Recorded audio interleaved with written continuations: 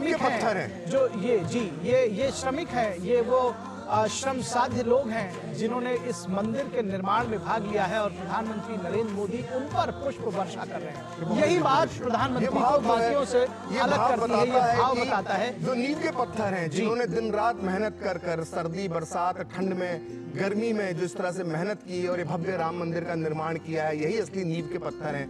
और अभी ये श्रम देवता है। हम दूरदर्शन पे भी हमने इनके कई इंटरव्यूज दिखाए श्रमवीरों के, और ये लोग जो बातें बताते थे कि जब अपने गांव में लोग जाते थे और कहते थे कि हम अयोध्या में राम मंदिर का निर्माण का कार्य कर रहे हैं, तो गांव में इनके पैर लोग छूते थे। तो ये अपने आप में जो है सिर्फ श्रमिक नहीं है, श्रमवीर है, ये असली राम भक्त हैं, इसीलिए श्रम देवता कहा जा रहा है।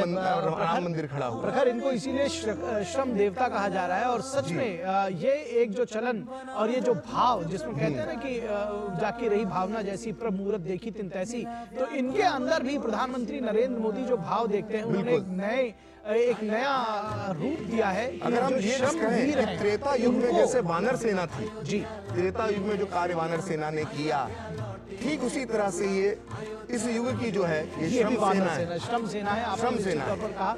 और इस मंदिर के दुसाध्य मंदिर के निर्माण में जिस तरह से इन श्रमवीरों का योगदान रहा है, उसको अलंकृत करते हुए प्रधानमंत्री पुष्प गुच्छों के द्वारा, पुष्पों के द्वारा, और ये निश्चित तौर पर ये उनका जो एक भाव है, ये अपने आप में बहुत ही प्रसन्न करने वाला, आह्लादित करने वाला, आनंदित करने वाला। और निश्चित तौर पर ये जो श्रमिक हैं वो अपने आप को बहुत धन्य और महसूस कर रहे हैं। एक बात मैं बताना चाहता हूँ, मैं एक इंटरव्यू एक श्रमिक का देख रहा था, तो वो बता रहे थे कि वो कह रहे थे कि जो मुझे यहाँ से जो भी मुझे पैसा मिला है श्रम करने के बदले, वो राम जन्मभूमि ट्रस्ट को ही मैं दान करके चला जाऊंगा, तो वो महादान है।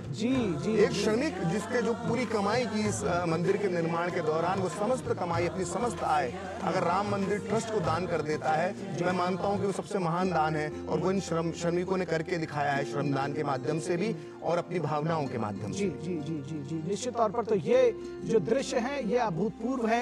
ये दरअसल इसको कहा जाए कि ये दृश्य भी आंखों में बिठा लिया जाए तो गलत नहीं होगा। जिस तरह से राम की प्रतिमा जिन्होंने गढ़ी, दरअसल वो जो इस राम के पूरे मंदिर को साकार जिन्होंने किया, इस जन्मभूमि के मंदिर को कितने कम समय में, और कितना भव्य दिव्य मंदिर है, उस हिसाब से निश्चित तौर पर ये जो श्रमदेव हैं, ये भी पूजनीय। मुझे लगता है कि पहले हम कभी नहीं देखते थे, भारत में और भी निर्माण हुए हैं, लेकिन इस तरह से श्रमवीरों का सम्मान करना